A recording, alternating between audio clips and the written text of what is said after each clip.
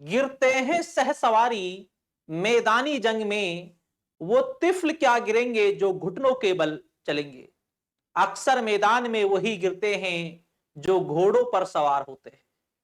जो पहले से ही घुटनों पर होते हैं वो कभी नहीं गिरते।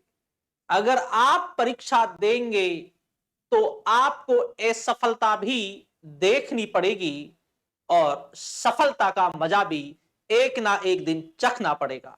जी हां, कल ही यूजीसी नेट दिसंबर 2023 का रिजल्ट आया है। जी हां, अगर इतिहास की बात करें तो इतिहास में इस बार काफी उलटफेर देखने के लिए मिला है। इस परीक्षा में जिन छात्रों के प्रथम पेपर में अच्छे अंक थे, उन्होंने इस बार नेट में और जीआरएफ में अपना स्थान सुनिश्चित किया है। क्योंकि सब्जेक्ट का जो पेपर था, पहले पेपरों के मुकाबले थोड़ा सिंपल था।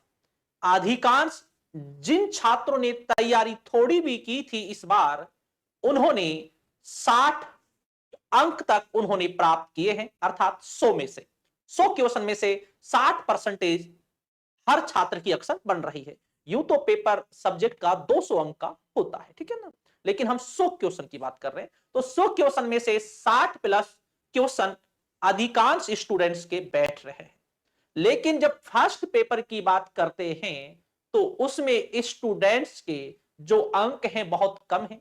17, 18, 19, 20, 21, 22, 23, 24, लास्ट जो मैंने देखा है 24 क्वेश्चन तक अधिकांश स्टूडेंट्स के सही हैं।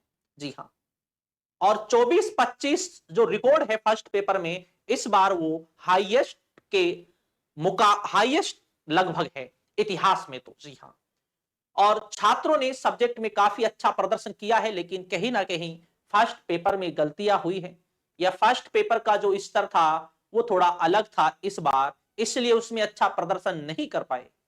ये मैं आपके लिए इसलिए बताना चाह रहा हूं, सब्जेक्ट के साथ साथ आपको फर्स्ट पेपर पर भी आपको ध्यान देना होगा। जी हां, और अब जो जून 2024 का जो एग्जाम है उसकी तैयारी, अगर आप अभी से उसकी तैयारी करेंगे तो ही आप अपनी मंजिल तक पहुंच पाएंगे, अन्यथा नहीं। क्योंकि जून में एग्जाम होने वाला है, जनवरी चल रहा है और जनवरी का भी अब लास्ट वीक चलने वाला है, इसका भी एंड होने वाला है। इसके बाद हम बात करें तो लास्ट अब आपके पास 5 एक माह का समय है, तो आप अपनी तैयारियों में अभी से लग जाइए। अगर बात की जाए कि सिलेबस इस बार चेंज होने वाला है, और यह भी बहुत जल्द आपको पता चल जाएगा कि सिलेबस में इस बार क्या परिवर्तन किया जा रहा है। लेकिन याद रखें, सब्जेक्ट में सिलेबस में ज्यादा परिवर्तन की कोई गुंजाइश नहीं है। केवल 10वीं यूनिट में थोड़ा इतिहास में परिवर्तन किया जा सकता है। इसलिए आप अपने सब्जेक्ट को पढ़ सकते हैं।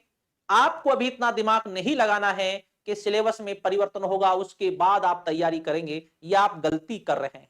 और आपको परीक्षा के समय और रिजल्ट के समय यह एहसास होता है कि आपने छोटी छोटी गलतियां की है। जी हां, एक तो सबसे बड़ी गलती यह होती है कि परीक्षा से थोड़ा समय पहले आप जागते हैं, लेकिन आपको परीक्षा से पहले ही जाग जाना चाहिए। अर्थात जैसे ही एक परीक्षा कंप्लीट होती है तो तुरंत आपको अगली परीक्षा की तैयारी में लग जाना चाहिए। जब तक आपको अपनी मंजिल ना मिल जाए, जब तक आपको पढ़ाई को बिल्कुल नहीं छोड़ना है।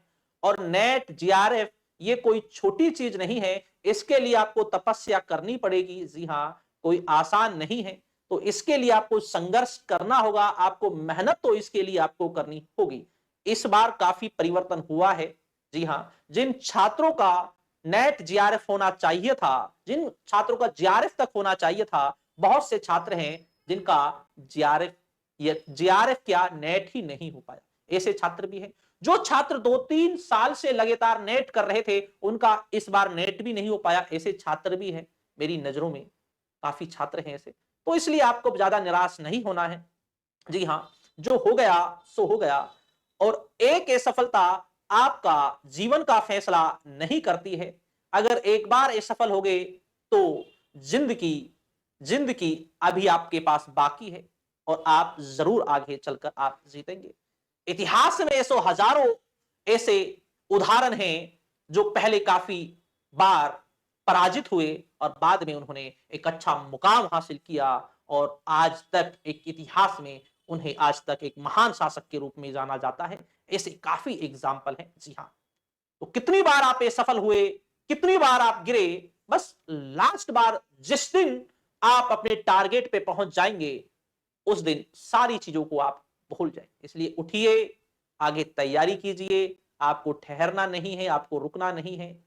भागो, भाग नहीं सको तो चलो, चलो नहीं तो रेंगो, लेकिन चलो जरूर। बैठना नहीं है, रुकना नहीं है, आपको आगे क्रमबद्ध तरीके से बढ़ता हुआ चलना है। तो ठीक दोस्तों, शुक्रिया, धन्यवाद और जय हिंद।